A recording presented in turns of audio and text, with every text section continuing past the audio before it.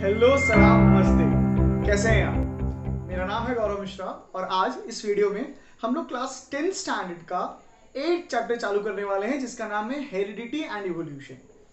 इस वीडियो में जो मेजर डिस्कशन होगा वो होगा about understanding heredity, then we will try to understand what is variation and how is it useful to us, and at the end of the video we will talk about Gregor Mendel और Mendel साहब के experiment के बारे में बात की जाएगी।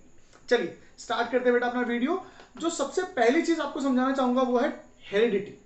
तो हेरिडिटी का मतलब क्या होता है? What do you understand by heredity? See what happens is a human when it reproduces would always give birth to a human only। उसी तरीके से एक बैक्टीरिया जो है, जो वो रिप्रोडक्शन करेगा तो बैक्टीरिया ही बनाएगा। एक गधा रिप्रोडक्शन करने पर गधा ही बनाता है।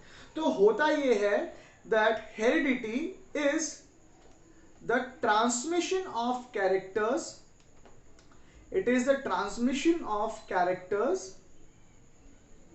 From one generation to another, from one generation to another।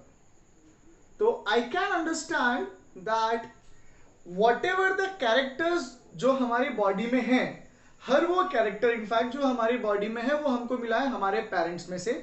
This characters जब मैं बोलता हूं, when I'm talking about these characters, I want you to understand these characters could be everything, it could be everything, it could be anything, it could be the color of your eye, okay, this could be the color of your eye, it could be the I mean it's your eye, yeah, it could be the color of your skin, along with that आपकी height, ठीक है, आपका appearance, मतलब सभी कुछ किस में से आ रहा है यार? आपके पेरेंट्स में से आ रहा है। And the main of all this, हमारा सेक्स, हम मेल हैं या हम फीमेल हैं, ये भी किसके ऊपर डिपेंडेंट कर रहा है? ये भी डिपेंडेंट कर रहा है हमारे फादर और हमारे मदर के ऊपर। तो वो जो चीज उन्होंने हमें पास ऑन करी है, वो जो चीज उन्होंने हमें पास ऑन करी है, उसे हम लोग कहेंगे क्या? हेरिडिटी। क्या कहेंगे बेटा इसे? हमें हेरिडिटी। तो मन में सवाल भी आना चाहिए कि सर हेरिडिटी बोल रहे हो आप बोल रहे हो कि पास ऑन किया है कुछ चीज, तो क्या पास ऑन किया है वो भी तो बताओ। बताते हैं ना भाई, है ना, बताते हैं ना। देखिए पास ऑन क्या करते हैं हमारे पेरेंट्स हमें, हमारी जो एक सेल होती है, हम एक यूकैरियोटिक सेल है, हम एक यूकैरियोटिक ऑर्गेनिज्म है, तो हमारे पास एक वेल डिफाइंड न्यूक्लियस होगा। इस न्यूक्लियस के अंदर आप देखते हैं अरेंजमेंट इस सर्कुलर एक जेनेटिक मटेरियल का। हमारा जो जेनेटिक मटेरियल होता है बेटा वो होता है डीएनए। क्या होता है?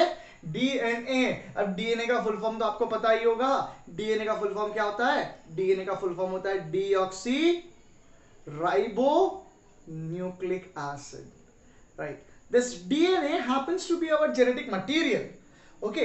अब ये डीएनए जो है ना, जब हमारी सेल डिवाइड करती है, डिवाइड का मतलब क्या होता है बेटा? एक सेल जो थी ये अब एक में से दो सेल बन जाएगी। तो ये जो फिनोमिना होता है इसको हम लोग बोलते हैं सेल डिवीजन। और जब ये सेल डिवीजन होता है तो ये जो डीएनए जिसकी मैं बात कर रहा था, वो डीएनए क्या होता है? इस पेरेंट सेल में से पास ऑन कर दिया जाता है। ये जो दो नई सेल्स बनी हैं इन्हें हम लोग कहेंगे डॉटर सेल के अंदर, ठीक है। तो क्या हुआ है? जो जेनेटिक मटेरियल था वो पास ऑन कर दिया गया है from the parents to the offsprings, right, है ना बेटा? इतनी कहानी क्लियर है? चलो आगे देखते हैं। अब होता क्या है? देखो, जो हमारे पेरेंट्स होते हैं उनमें दो चीजें इंक्लूड हो जाती हैं। हमारे पेरेंट्स दो होते हैं बेसिकली, एक होते हैं माता जी और दूसरे जो होते हैं वो होते हैं पिताजी, ठीक है। एक होती है माता जी और एक होते हैं पिताजी। जो माता जी होती हैं उनमें से आते हैं क्या? उनमें से आते हैं ओवा। और जो पिताजी होते हैं उनमें से आते हैं क्या? उनमें से आते हैं स्पर्म। तो ये जो स्पर्म है बेटा, ये स्पर्म हमारे क्रांतिकारी स्पर्म हो गए और ये हमारी बड़ी सी ओवा हो गई, ठीक है। जब ये स्पर्म और ये ओवा आपस में जुड़ते हैं बेटा, जब ये स्पर्म और ओवा आपस में जुड़ते हैं तो क्या होता है? इस फिनोमेना को हम लोग बोलते हैं फर्टिलाइजेशन।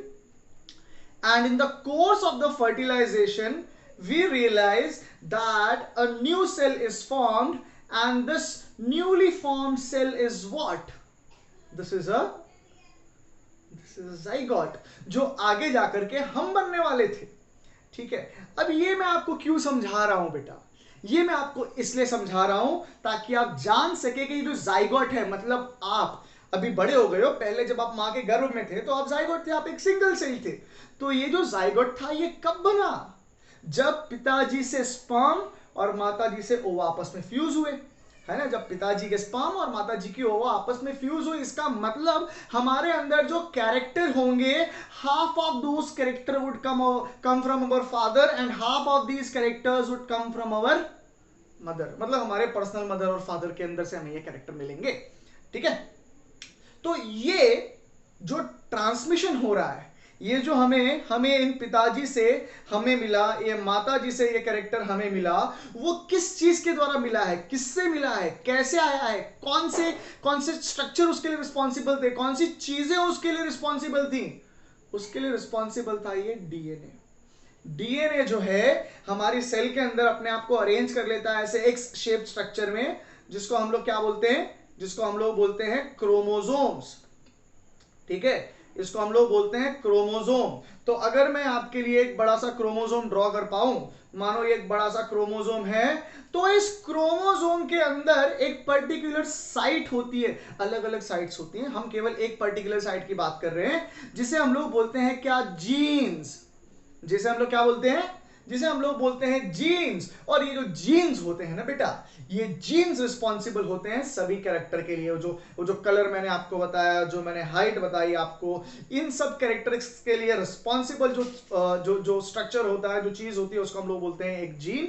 और हमारे पिताजी से, हमारी माताजी से ये जीन्स ही मिलते हैं हमें विरासत के रूप में। फिर ऐसा हुआ यार, ऐसा हुआ कि हमारे पास एक कपल था जिनके 2 बच्चे थे।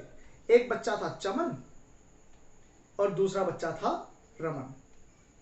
ठीक है, हमारे पास 2 बच्चे थे, एक रमन और एक चमन, दोनों सिबलिंग्स हैं, दोनों सगे भाई हैं। अब मुझे आप बताइए, क्या ये चमन, क्या ये रमन एक दूसरे की आइडेंटिकल कॉपी होंगी, एकदम डिट्टो एक जैसे होंगे, एकदम डिट्टो? हाँ या ना, हाँ या ना, हाँ या ना? नहीं, एग्जैक्ट कॉपी नहीं होते हैं। हाँ, सिमिलैरिटीज हो सकती हैं बट एग्जैक्ट कॉपी नहीं होते हैं। चलिए, अब मानिए इनके जो पेरेंट्स थे, उनका नाम था मुन्ना, और जो माताजी थी उनका नाम था मुन्नी। तो वी हैव मुन्ना और Munni as a couple. Munna और मुन्नी जो है वो कपल है, और इनके जो बच्चे हैं वो है रमन और चमन। देखो, हमने ये देख लिया कि चमन और रमन एक दूसरे के जैसे नहीं थे, डिट्टो नहीं थे। तो क्या ये चमन मुन्ना का कॉपी रहेगा, एग्जैक्टली मुन्ना जैसा दिखेगा, या फिर ये रमन एग्जैक्टली मुन्ना या मुन्नी जैसा दिखेगा? एग्जैक्ट कॉपी होंगे क्या एक दूसरे के ये लोग? नहीं होंगे, नहीं होंगे, नहीं होंगे, कभी नहीं होंगे भाई। तो आप ये जो डिफरेंसेस आप देखोगे माता पिता में और अपने बच्चों में, और धरती पर जितने भी इंसान हैं या जानवर हैं उनके अंदर डिफरेंसेस हैं, बट एक ही स्पीशीज को कंपेयर करना है हमको। ठीक है, तो what you see on this screen for time being is, हमारे पास यहां पर अलग अलग रेसेस के इंसान आ रहे हैं, and all of them happen to be human being only. तो सबसे पहली चीज तो इन सबके अंदर क्या है कि ये लोग बिलोंग करते हैं सेम स्पीशीज को, right, they are belonging to the same species. अब जब आप इनको ऑब्जर्व करोगे तो क्या देखोगे आप, क्या देखोगे? क्या ये एक दूसरे की आइडेंटिकल कॉपी हैं? क्या ये सब एक ही जैसे दिख रहे हैं? ये सभी के सभी एनिमल्स, इंसान जितने भी है सब एक जैसे दिख रहे हैं? नहीं दिख रहे। तो ये जो डिफरेंस है ना हमारे अंदर, मेरे में, आप में, हम सब में, ये जो फिजिकल डिफरेंसेस हैं, मॉर्फोलॉजिकल डिफरेंसेस है, मॉर्फोलॉजिकल का मतलब जिसको आप देख करके आइडेंटिफाई कर सकते हो, उसे कहा जाता है वेरिएशन। क्या कहा जाएगा इसे? इसे कहा जाएगा वेरिएशन। तो वेरिएशन की अगर आप डेफिनेशन लिखेंगे तो you can write it as what, the differences in the individuals of same species, ठीक है? तो एक स्पीशीज के अंदर जितने भी व्यक्ति होंगे, जितने भी ऑर्गेनिजम्स होंगे, उनके अंदर के जो डिफरेंसेस होंगे उन्हें कहा जाएगा वेरिएशन। अब ये वेरिएशन के लिए कौन रिस्पॉन्सिबल होता है? अगेन वेरिएशन के लिए कौन रिस्पॉन्सिबल होता है? वेरिएशन के लिए रिस्पॉन्सिबल होते हैं हमारे जीन्स, जो हमें मिले हमारे पेरेंट्स में से। अब मैं जो आपको पीछे समझाया उसी चीज को थोड़ा सा मैं कंटिन्यू करता हूं। देखिए, जो हमारे जो स्पर्म्स होते हैं और जो हमारे ये ओवा होते हैं, ये है गैमेट। ये कैसे हैं? ये है गैमेटिक सेल। और जब गैमेटिक सेल डिवाइड करती है ना बेटा, तो ये क्या बन जाती है? ये बन जाती है हैप्लॉइड। ये बन जाती है कैसी सेल? ये बन जाती है एक हैप्लॉइड सेल। अब एक हैप्लॉइड सेल क्या होती है? देखो, जनरली जो इंसान होते हैं, जो हमारी नॉर्मल सेल्स होती हैं, ये हमारी नॉर्मल सेल है जो बॉडी बना रही है, इसको मैं बोलता हूं एक सोमेटिक सेल। तो मेरी जो सोमेटिक सेल होती है उसके अंदर होते हैं 46 नंबर ऑफ क्रोमोसोम्स। मेरे पास एक नॉर्मल सेल के अंदर I have 46 number of chromosomes. ठीक है, तो इनको मैं बोलता हूं एक diploid cell. I call such cell as a diploid cell, right? Now, when this sperms and gametes are formed, जब एक स्पर्म और एक ओवा फॉर्म होता है, जो गैमेट्स फॉर्म होते हैं, उस दरमियान क्या होता है? नंबर ऑफ क्रोमोसोम जो है वो रिड्यूस होकर हाफ हो जाते हैं। मतलब 46 से वो घट करके 23 क्रोमोसोम्स हो जाते हैं। ठीक है, तो ऐसे गैमेट्स, ऐसे सेल्स जिनके अंदर नंबर ऑफ क्रोमोसोम हाफ हो जाते हो, वो बन जाते हैं एक हैप्लॉइड सेल। तो हमारे ये जो स्पर्म है और ये जो ओवा है वो कैसे हैं? वो है हैप्लॉइड इन नेचर। ठीक है, तो ये जो हैप्लॉइड बनते हैं तो क्या होता है? हैप्लॉइड बनते हैं तो क्या होता है? यूजुअली ये जो 46 नंबर ऑफ क्रोमोसोम्स थे, टोटल कितने क्रोमोसोम है? 46 क्रोमोसोम्स हैं। और ये 46 के 46 क्रोमोसोम्स जो होते हैं ना बेटा, ये कैसे अरेंज होते हैं? ये अरेंज होते हैं पेयर में। ये 46 क्रोमोसोम्स जो थे ना, ये 46 क्रोमोसोम्स जो थे, ये अरेंज होते हैं पेयर में। तो से फॉर एग्जांपल कंसीडर कर लीजिए, ये जो थे ना, ये फादर के लिए मैं बात कर रहा हूं, और ये जो दूसरा मैं बना रहा हूं, this is for the mother. तो फादर के पास भी हम लोग केवल फॉर ए टाइम बीइंग एक ही पेयर ऑफ क्रोमोसोम की बात कर रहे हैं, बट टोटल हमारे पास 23 पेयर ऑफ क्रोमोसोम्स होते हैं बेटा। कितने होते हैं? 23 पेयर ऑफ क्रोमोसोम्स होते हैं बेटा। अब इसमें से हम यहां पर for understanding only 1 pair of chromosome समझ रहे हैं। ठीक है, तो जब इस फादर की सेल में से स्पेशल वाली, चालू वाली नहीं, स्पेशल वाली सेल में, ये स्पेशल वाली सेल को तुम क्या बोलते हो? ये स्पेशल वाली सेल को तुम बोलते हो जर्म लाइन सेल। कौन सी सेल बोलोगे? Germ line. भाई साहब, स्पर्म बहुत स्पेशल है, ओवा बहुत स्पेशल है। क्यों स्पेशल है? क्योंकि उसी स्पर्म और ओवा से तो हम बने हैं। अब हम तो बहुत स्पेशल थे, तो हमें बनाने वाली सेल भी क्या होनी चाहिए? स्पेशल होनी चाहिए। ठीक है, तो ये स्पेशल सेल जो है ना, ये हमारी जर्म लाइन सेल है, जो डिप्लॉयड होती है। मतलब इसके अंदर 46 क्रोमोसोम्स होते हैं, उसको आप छोड़ दीजिए अभी। जब इसके अंदर से, जब इस जर्म लाइन सेल में से गैमेट बनते हैं, मतलब स्पर्म बनते हैं और ओवा बनते हैं ना, तो ये जो एक पेयर ऑफ क्रोमोसोम आप फादर के अंदर देख रहे थे, वो जो पेयर ऑफ क्रोमोसोम था वो बिछड़ जाते हैं। करण अर्जुन मान लो, ये हमारा करण है और ये हमारा अर्जुन है, ये करण अर्जुन मान लो। अब जब गैमेट बनता है, जब जर्म लाइन सेल में से जो स्पर्म बन के तैयार होगा, उस समय हमारे करण और हमारे अर्जुन एक दूसरे से बिछड़ जाएंगे। हमारे करण और अर्जुन क्या हो जाएंगे? एक दूसरे से बिछड़ जाएंगे। तो ये हमारा करण हो गया और ये हमारा अर्जुन हो गया। करण और अर्जुन हो गया मतलब क्या? ये जो दो स्पर्म बन के तैयार होंगे, उसके अंदर केवल कितने क्रोमोसोम होंगे बेटा? पहले पेयर में थे, अब कितने हो जाएंगे? अब सिंगल क्रोमोसोम्स हो जाएंगे। उसी तरीके से माता जी की बात कर लेते हैं। ठीक है, माता जी के अंदर भी क्या होगा? सेम फिनोमिना होगा, दो ओवा बनेंगे और यहां पर भी हमारी शीला और मुन्नी जो थी, दो क्रोमोसोम है ना पैर में, एक शीला और एक मुन्नी, तो हमारी शीला अलग चली जाएगी और हमारी जो मुन्नी थी वो अलग हो जाएगी। तो तुम देखोगे कि हमारे अंदर ऐसे अगर 23 पेयर ऑफ क्रोमोसोम्स होते इन जर्म लाइन सेल में, अगर इन जर्म लाइन सेल में 23 पेयर ऑफ क्रोमोसोम होते बेटा, तो क्या होता? टोटल क्रोमोसोम कितने हो गए? 46 हो गए। अब जब इनमें से स्पर्म या ओवा बनती तो क्रोमोसोम्स क्या हो जाते? हाफ हो जाते। मतलब एक स्पर्म के पास 23 आता और दूसरे स्पर्म के पास फिर से कितना आता? 23। एडिंग दोनों की करते तो वापस 46 हो जाता। सिमिलरली यहाँ पे माता जी के साथ भी होता, 46 नंबर ऑफ टोटल क्रोमोसोम्स अगर होते तो जब इनमें से हम डिवीजन करके सेल्स बनाते, ओवा बनाते, तो 23 क्रोमोसोम चले जाते दोनों में। ठीक है ना।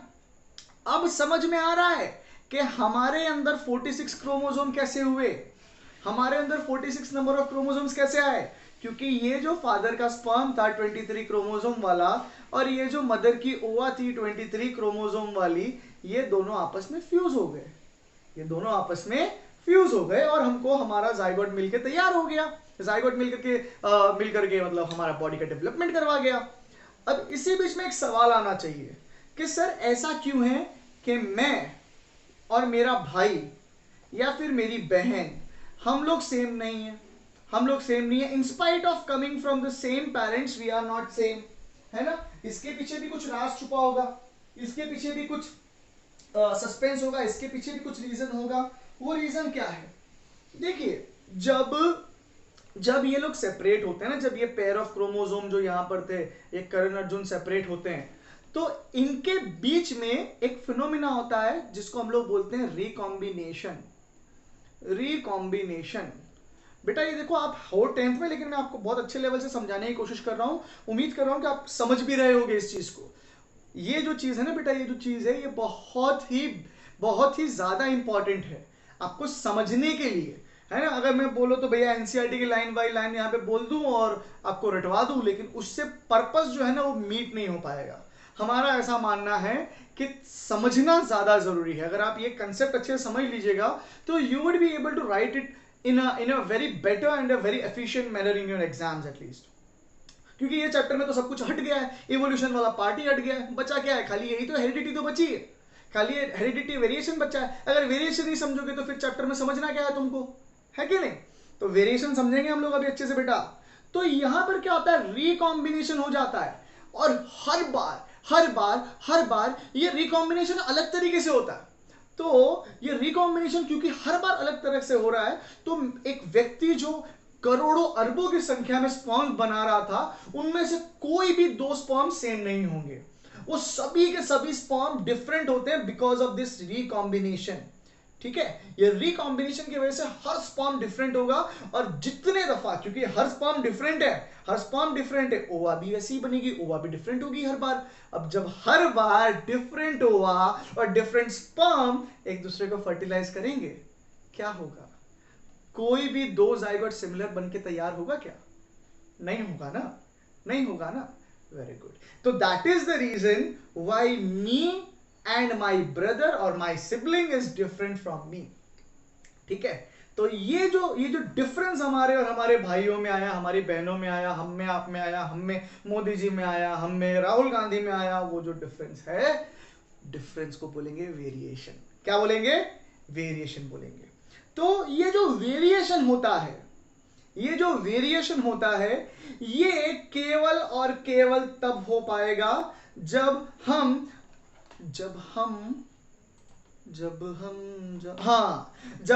परफॉर्म करेंगे सेक्सुअल रिप्रोडक्शन। ठीक है, जब हम परफॉर्म करेंगे सेक्सुअल रिप्रोडक्शन। तुम देखो सेक्सुअल रिप्रोडक्शन को मैं कलरफुल बना रहा हूं क्योंकि यही एक ऐसा टॉपिक रहेगा जो 10th स्टैंडर्ड का आपको उम्र भर याद रहेगा, बाकी सब कुछ भूल जाओगे आप। बट ये सेक्सुअल रिप्रोडक्शन वाला जो टॉपिक है ना, हमेशा याद रखिएगा। आई डो नॉट नो, ये टॉपिक ऐसा है जिसमें कॉमर्स वालों को भी बहुत इंटरेस्ट आता है। ठीक है, एक सेक्सुअल रिप्रोडक्शन जब होता है, केवल और केवल तब वेरिएशन बहुत ज्यादा डेवलप होते हैं। ठीक है, ऐसा कुछ वेरिएशन आपको एसेक्सुअल रिप्रोडक्शन में देखने मिलते नहीं हैं। जब आप एसेक्सुअल रिप्रोडक्शन की, I mean this is asexual क्या कर रहा था मैं, हाँ एसेक्सुअल रिप्रोडक्शन, सॉरी या जब आप एसेक्सुअल रिप्रोडक्शन की बात करेंगे स्टूडेंट्स, तो you will not be finding such type of phenomena, right. Here what will happen, यहां पे ये जो एक सेल था, ये सिंपल तरीके से डिवाइड करता और दो नए सेल्स फॉर्म कर देता, और ये जो सेल्स फॉर्म हो रहे हैं ये वापस क्या करते, ये फिर से डिवाइड करते और 4 सेल्स बनाते, ये 4 फिर से डिवाइड करते और 8 सेल बनाते, ये सिलसिला चलता जाता। तुम देखते यहां पर ये पैरेंट और ये जो न्यूली फॉर्म सेल्स है तुम्हारे डॉटर सेल, ये पैरेंट और ये जो डॉटर सेल होते, ये एक दूसरे के आइडेंटिकल होते हैं, ये फिजिकली मतलब देखने में भी एक जैसे होते, एक दूसरे के जुड़वा होते, और जो जेनेटिक वाइज देखते तब भी सेम होते। तो ऐसे जो होते हैं ना, ऐसे जो होते हैं जो देखने में मतलब मॉर्फोलॉजिकली और जेनेटिकली दोनों ही तरीके से सेम होते हो, उन्हें हम लोग कहते हैं क्या, उन्हें हम लोग कहते हैं क्लोन। उन्हें हम लोग क्या कहते हैं बेटा, उन्हें हम लोग कहते हैं क्लोन।